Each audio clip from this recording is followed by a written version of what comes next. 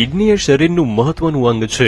દિવસે ને દિવસે કિડનીને લગતા રોગોમાં વધારો થઈ રહ્યો છે, ત્યારે લોકો કિડનીના સ્વાસ્થ્ય અંગે જાગૃત થાય તે માટે છેલ્લા 20 વર્ષથી માર્ચ મહિનાના બીજા ગુરુવારે વિશ્વ કિડની દિવસની ઉજવણી કરવામાં આવે છે। આ વખતે 12 માર્ચ એટલે કે આજે વિશ્વ કિડની દિવસની ઉજવણી કરવામાં આવી રહી છે। ત્યારે આવો ડોક્ટર પાસેથી જાણીએ કિડનીની સંભાળ વિશેની કેટલીક માહિતી। 10 વ્યક્તિએ એક વ્યક્તિને કિડનીની તકલીફ થવાની સંભાવના રહે છે।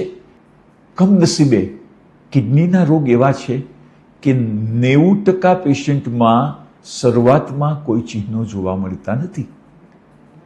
આ કારણસર વ્યક્તિ કિડનીના રોગથી અજાણ રહી છે અને વધી જાય ત્યાર પછીની જે સારવાર છે ડાયાલિસિસ ટ્રાન્સપ્લાન્ટ એ અત્યંત અઘરી છે।